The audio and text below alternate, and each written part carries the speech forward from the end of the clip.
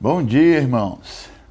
Que prazer estar aqui mais uma vez com você, com a sua família, para estarmos meditando na palavra do Senhor. Essa é mais uma live, nessa manhã de domingo, do Ministério de Casais para os irmãos da Sexta Igreja. E hoje nós vamos estar meditando na vida de um homem, um dos patriarcas do povo de Israel, que é o menos conhecido deles, dos três grandes patriarcas. Abraão, a gente ouve falar muito, está sempre em evidência, Jacó também, muitas histórias, mas aí tem Isaac, o filho de Abraão, que muitas vezes a gente passa rápido na vida dele e conhecemos pouco a respeito da vida e das experiências desse homem.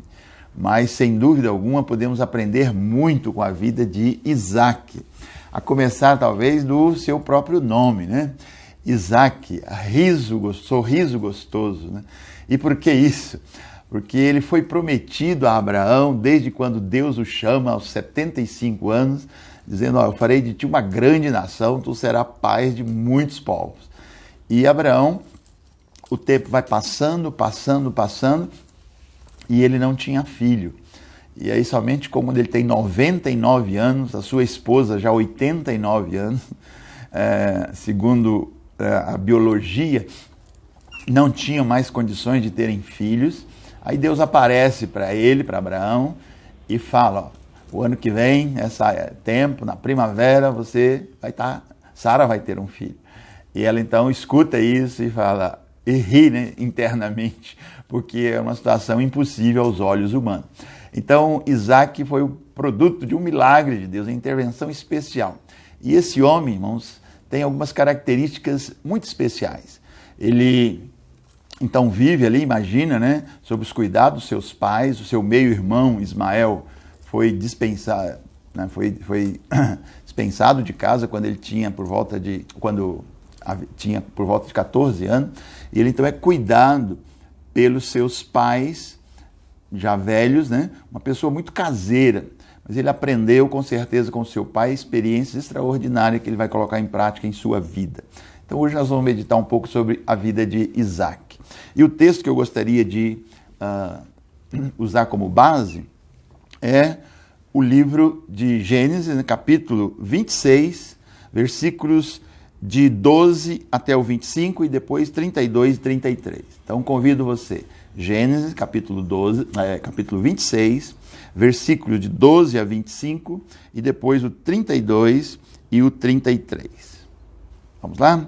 Diz assim, Isaac formou lavoura naquela terra e no mesmo ano colheu a 100 por um, porque o Senhor o abençoou. O homem enriqueceu e a sua riqueza continuou a aumentar até que ficou riquíssimo. Possuía tantos rebanhos e servos que os filisteus o invejavam. Eles então taparam os poços que os servos de Abraão, pai de Isaac, tinham cavado na sua época, enchendo-os de terra. Então Abimeleque pediu a Isaac, sai da nossa terra, pois já és poderoso demais para nós. Por isso Isaac mudou-se de lá e acampou no vale de Gerar e ali se estabeleceu. Isaac reabriu os poços cavados no tempo do seu pai Abraão, os quais os filisteus fecharam depois que Abraão morreu, e deu-lhes os mesmos nomes que seu pai lhes tinha dado. Os servos de Isaac cavaram no vale e descobriram um veio d'água. Mas os pastores de Gerar discutiram com os pastores de Isaac, dizendo, a água é nossa. Por isso Isaac deu ao poço o nome de Ezeque, porque discutiram por causa dele. Então os seus servos cavaram outro poço, mas eles também discutiram por causa dele. Por isso chamou de Sitna. Isaac mudou-se dali e cavou ainda outro poço, e ninguém discutiu por causa dele. Deu-lhes o nome de Reobote, dizendo, agora o Senhor nos abriu espaço e prosperaremos na terra. Dali Isaac foi para Berseba. Naquela noite o Senhor lhe apareceu e lhe disse, eu sou o Deus de teu pai, Abraão. Não temas, porque estou com você, eu o abençoarei e multiplicarei os seus descendentes por amor ao meu servo Abraão. Isaac construiu nesse lugar um altar e invocou o nome do Senhor. E ali armou acampamento e os seus servos cavaram outro poço. Agora o 32. Naquele mesmo dia, os servos de Isaac vieram falar-lhe sobre o poço que tinham cavado e disseram: achamos água. Isaac deu-lhe o nome de Seba, e por isso, até o dia de hoje, aquela cidade é conhecida como Beer-seba. Irmãos, essa é a história, um pouco da história desse homem, Isaac, o filho de Abraão, o segundo dos grandes patriarcas do povo judeu. É uma referência também para não só esse povo, mas muitos outros povos. E algumas coisas na vida desse homem chamam a atenção. Como eu falei, nasceu já com seus pais bem mais velho, e ele perde a sua mãe quando tem 37 anos, e a Bíblia diz que ele ficou muito sentido por causa da perda da sua mãe. Então, era muito chegado à sua família, especialmente à sua mãe, mas também ao seu pai. E ele, aos 40, ele casa, certo? A Bíblia diz que Isaac casa e a mulher era estéril, Rebeca, sua esposa, era estéril. E a Bíblia diz que durante 20 anos ele ora ao Senhor para que o Senhor pudesse dar-lhe um filho. E depois de 20 anos, Rebeca fica grávida dos gêmeos que nós conhecemos, Jacó e Esaú. Então, ele orou por 20 anos para que a sua esposa viesse a se engravidar. Um homem que tinha ou desenvolveu uma relação com Deus. Irmãos, isso faz toda a diferença. A Bíblia diz que quando veio a sua noiva, ele estava no campo à tarde, meditando. Era um homem de meditação, era um homem de oração. Isaac orou por 20 anos pela sua esposa, que não engravidava. Somente depois de 20 anos, quando ele tinha 60 anos, ele tem os seus 2 filhos. E por aquela situação ali onde ele estava habitando, veio a fome naquela região. E Isaac, diz a Bíblia, que ele vai para a terra dos filisteus, assim como seu pai no passado já havia feito, muitos anos antes. E ele vai para aquela região dos filisteus e lá ele planta, ele tem a coragem de semear. Enquanto a terra tinha muita fome, Deus falou: não vá para o Egito, como foi para o seu pai. Isaac obedece e vai para a terra dos filisteus. E lá ele planta. E a palavra de Deus diz que ele formou lavoura naquela terra no mesmo ano e colheu a 100 por 1. Que coisa maravilhosa. Mas por que ele colheu a 100 por 1? O segredo está porque o Senhor o abençoou. O Senhor estava com Isaac. Pela fé, plantou numa terra até difícil, e colheu de uma maneira extraordinária. Diz que se enriqueceu muito porque o Senhor o abençoou.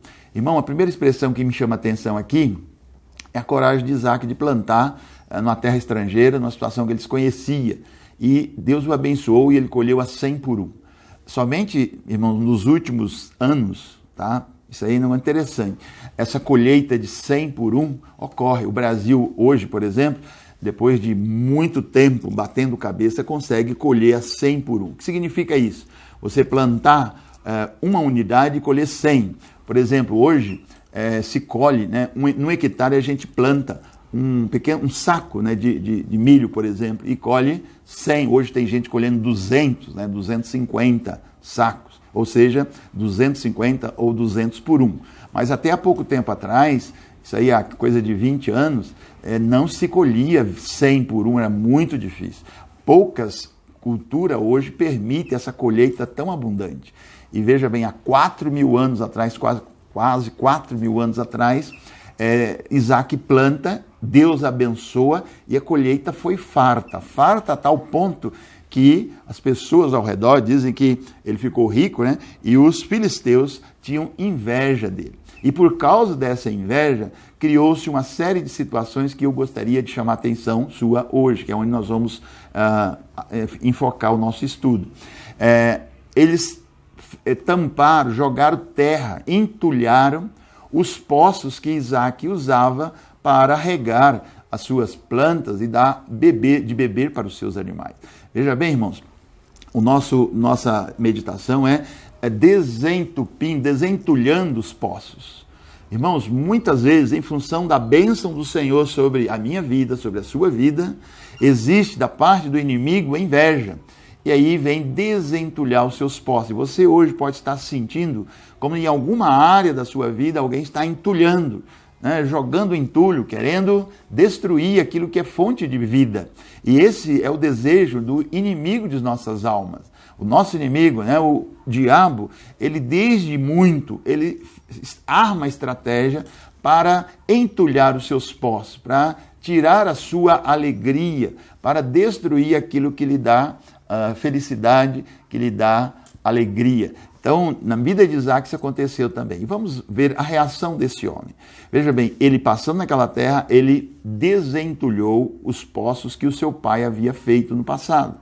E ele está usando aqueles poços e vem pessoas da região, os seus inimigos, que estavam com inveja dele, os filisteus, e ele entope, né? Eles entulham os seus poços, assim como havia feito para os poços de Abraão, que Abraão tinha cavado. Mas o fato é que, mesmo assim, Isaac prospera naquela terra. E para evitar contenda, né, o rei daquela terra chega para ele, o Abimeleque, ele chega para Isaac e fala assim, ó, saia da nossa terra, pois já és poderoso demais para nós. Olha, vai embora. A gente vê que você tem sido abençoado. Deus tem te abençoado de uma maneira extraordinária. E o meu povo está com inveja. Nós estamos com medo. Então sai daqui. Isaac, um homem pacífico, sai. Ele mudou-se de lá e foi para o vale de Gerar. Ainda naquela região, mas num outro local. E ele estabeleceu ali. E agora já não tinha mais os poços, né, do seu pai. Então ele mesmo agora tem que cavar novos poços, né, cavá-los, né? Então Isaac, ele reabre os poços cavados no tempo de seu pai e coloca o mesmo nome que seu pai havia dado. O versículo 19 diz que os servos de Isaac cavaram no vale um poço e descobriu um veio d'água, ou água nascente na sua Bíblia, ou um olho d'água. Ou seja, aquela região é muito seca mesmo, extremamente seca. E para cavar um poço, naquela época, né, precisava de grande conhecimento e grande coragem. Impunha-se um grande trabalho. Hoje eu estava lendo aí alguns dos poços, né, que ainda são citados, por exemplo, o poço de Jacó, mesmo esses poços aqui de Abraão, na região de Berseba, eles têm uma profundidade muito grande, 40, 50 metros de profundidade, e geralmente eram poços bem largos e cavados às vezes em pedras, em rocha. Então era um trabalho muito grande para a tecnologia disponível naquela época. Mas Isaac cava um poço e ele tem a bênção de Deus, até o ponto que naquela região deserta ele encontra não só um poço, mas ele encontra um poço de águas nascente, um veio d'água. E aí o que acontece? Os pastores daquela região discutem com os pastores de Isaac, dizendo que essa água é nossa. Você está na nossa terra, essa água é nossa. E aí Isaac, ele dá àquele poço o nome de Ezeque, que quer dizer discussão, discussão. Então ele dá um nome de, olha, estão discutindo, esse nome é chamado Ezeque, discutem, eles não concordam. E aí qual é a reação de Isaac? Ao invés de lutar por aquilo que ele tinha conseguido, então ele deixa o poço, ele sai daquele lugar. Ou seja, eu não vou obter a bênção de Deus tendo que arrancá-la à força. Eu sei que o meu Senhor dá enquanto durmo, enquanto descanso. Deus tem me sustentado até aqui. Então, Isaac dá o nome de Ezeque e ele afasta dali. E eles cavam um outro poço. Veja bem, eles cavaram um outro poço, mas por esse também discutiram por causa dele, e por isso ele chamou de Sitna. Sitna é contenda, né? Contenda, briga, e a mesma raiz do inimigo, né? Inimigo de nossas almas, Satanás. Sitna quer dizer exatamente essa ideia de uma situação totalmente desconfortável. Então, os servos de Isaac cavam o poço e os circunstantes, os moradores dali vêm e olha, nós não fizemos, mas já que você fez, essa água é nossa. Está a quantos metros? Não importa, 30 ou 40 metros, não importa a dificuldade que foi para conseguir, essa água é nossa. É o inimigo, irmãos, tentando roubar aquilo que podia fazer prosperar o servo do Senhor, Isaac. Veja bem, E esse homem continua tendo a coragem de não arrancar à força, né, aquilo que lhe era de direito, inclusive, né, cavar os poços. Você tem direito à água, né, isso aí em toda situação, você tem direito à água que você está produzindo. Podia compartilhar, mas não quiseram. Eles brigaram. E, olha, nós vamos entupir esses poços. Então, Isaac dá-nos um exemplo de que, às vezes, irmãos, é necessário, aliás, não só às vezes, né, sempre é necessário que tenhamos essa consciência. Olha, Deus é quem me concede. É o Senhor quem vai me dar. Eu preciso, Ele sabe das minhas necessidades. Eu não posso desconsiderar isso e, não, eu vou conseguir, ou eu consegui. Cuidado com aquilo que você tem, né? A hora de chegar e reconhecer, foi o Senhor quem me deu. Muitas vezes a gente está, não, eu consegui, eu fiz.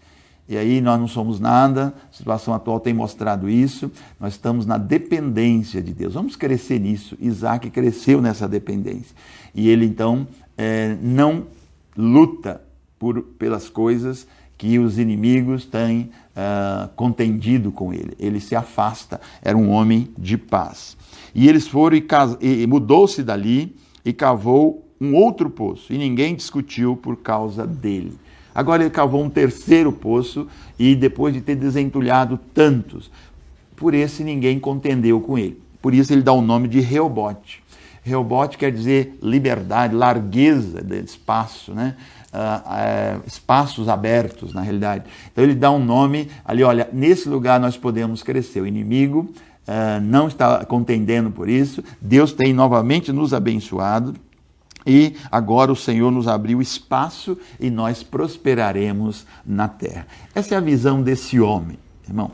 Extraordinário exemplo para cada um de nós. Primeiro, teve coragem, irmãos, de confiar no Senhor para plantar em terra árida e em terra estranha.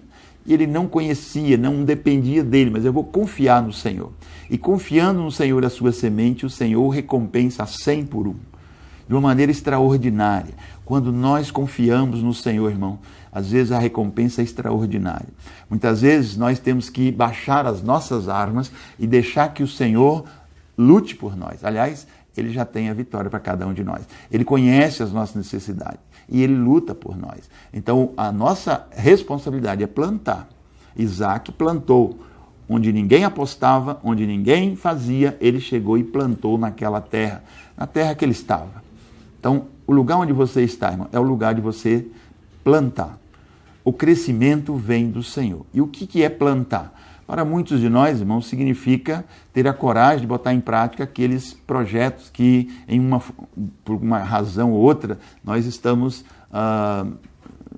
abortando, né? Nós estamos esquecendo.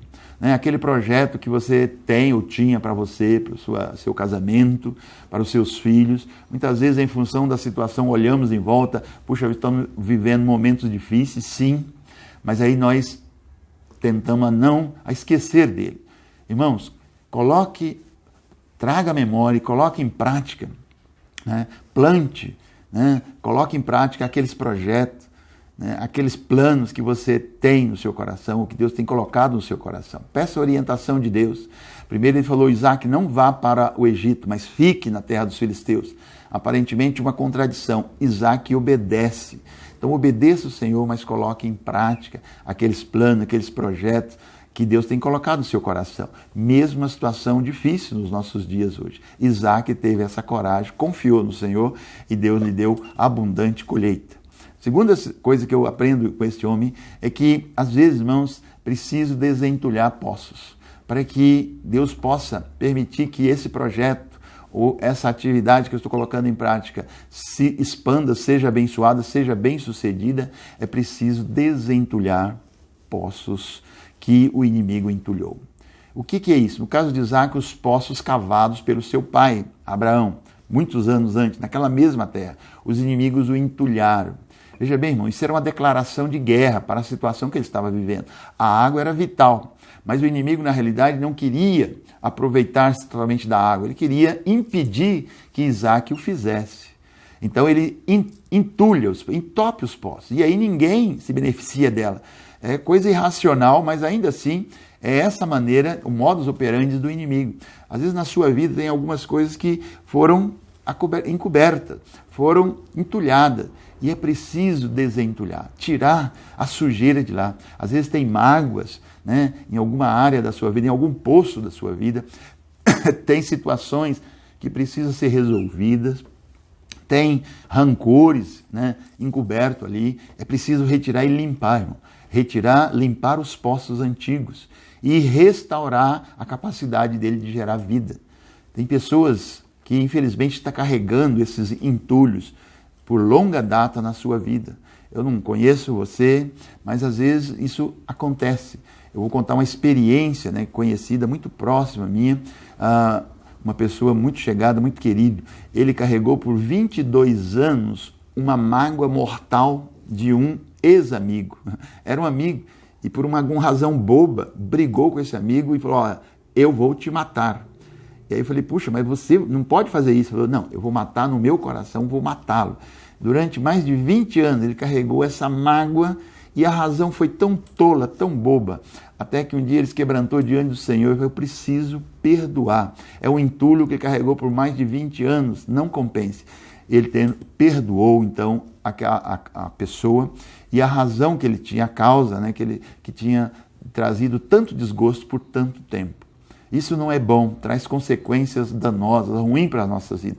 Limpe os poços, retire a sujeira, faça brotar novamente a água que dá vida, que faz expandir, que dá alegria. E se o inimigo vier contender por ela, aí sim, uma vez limpo, uma vez tratado, uma vez podendo ser utilizado, entregue ao Senhor e saia tranquilo, com a consciência limpa e livre. Não leve entulhos para as próximas situações, porque o Senhor vai abrir novas oportunidades para você. Isaac fez isso, e mesmo quando ele mesmo abre um poço, seus pastores, seus homens, não só um, mas 3 poços, eles vêm e reclamam aquela água, e ele então deixa, para evitar briga e evitar contenda. Era um homem que tinha essa consciência. Mas aí a gente vê uma coisa extraordinária. Ele ficou um especialista em furar poços. Naquela região desértica, né, todos olhavam e via só poeira. Isaac tinha a sensibilidade de olhar e ver: aqui embaixo tem a bênção do Senhor na forma de água.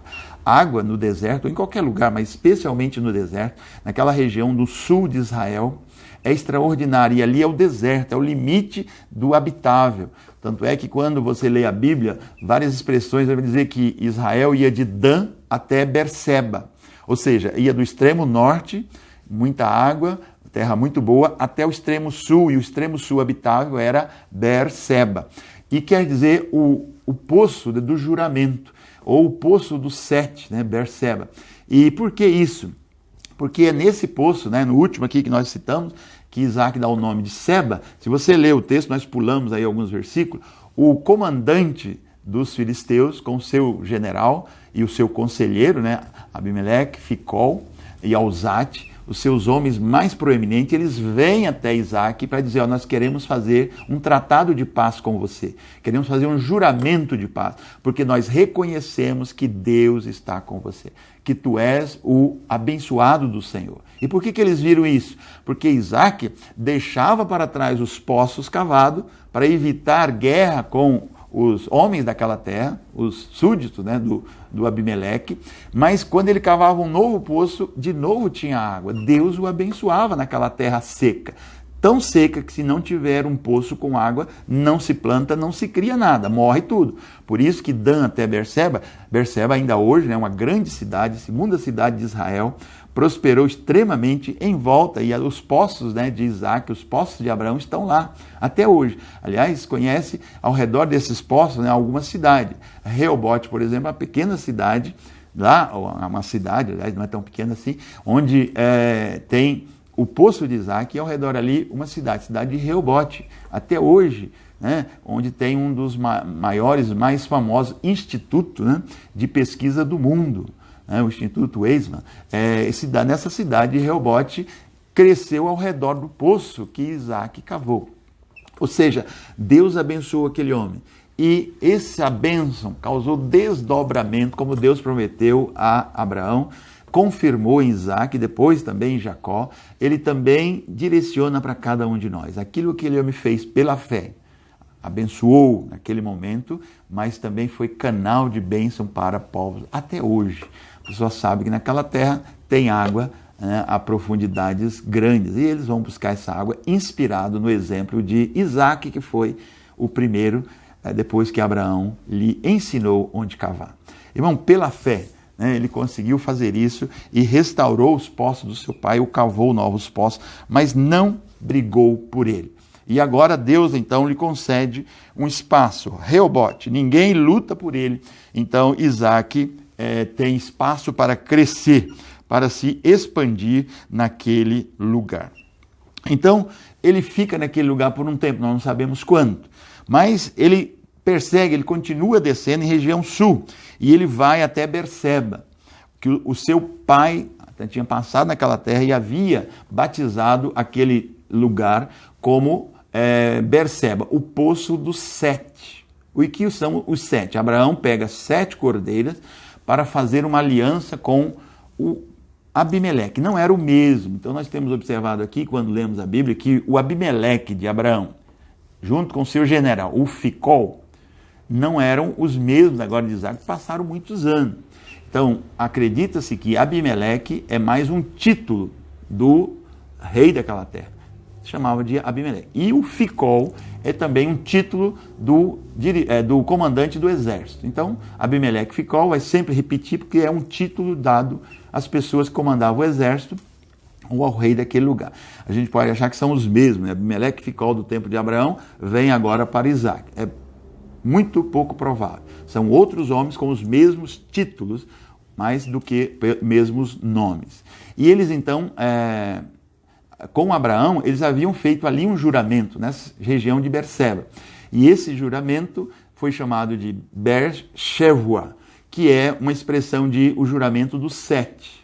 Agora, Isaac vem para a mesma região e ele de novo é visitado por Abimeleque e Ficol, ou seja, o rei e o comandante do exército e ainda um conselheiro chamado de Alzate. E ali eles fazem um novo juramento. Olha, nós reconhecemos que tu és o abençoado do Senhor, tu tem recebido, o Senhor tem te abençoado, tem recebido bênçãos que a gente salta aos olhos, a gente tem que reconhecer. Então nós queremos fazer uma aliança contigo, para que você não nos ataque, não se volte contra nós.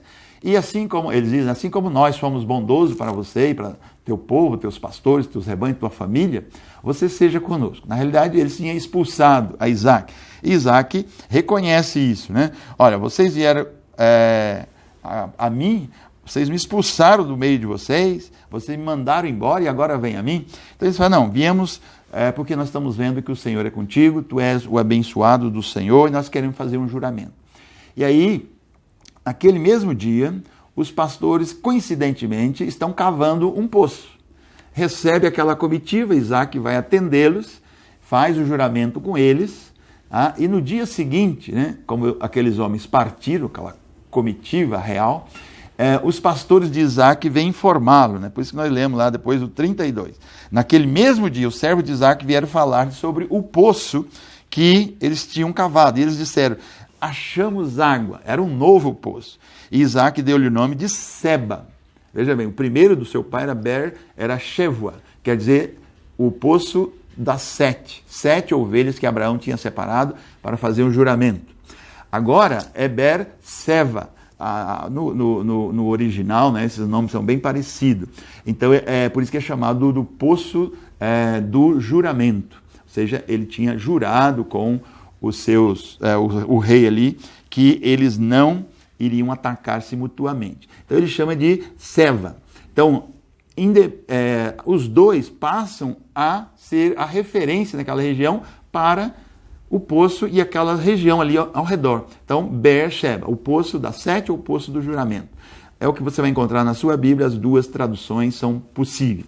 Mas o que significa para Isaac? Significa que ele reconhece que Deus tem abençoado e ele então registra isso, dando aquele nome para aquele poço. Irmãos, esse poço existe até hoje.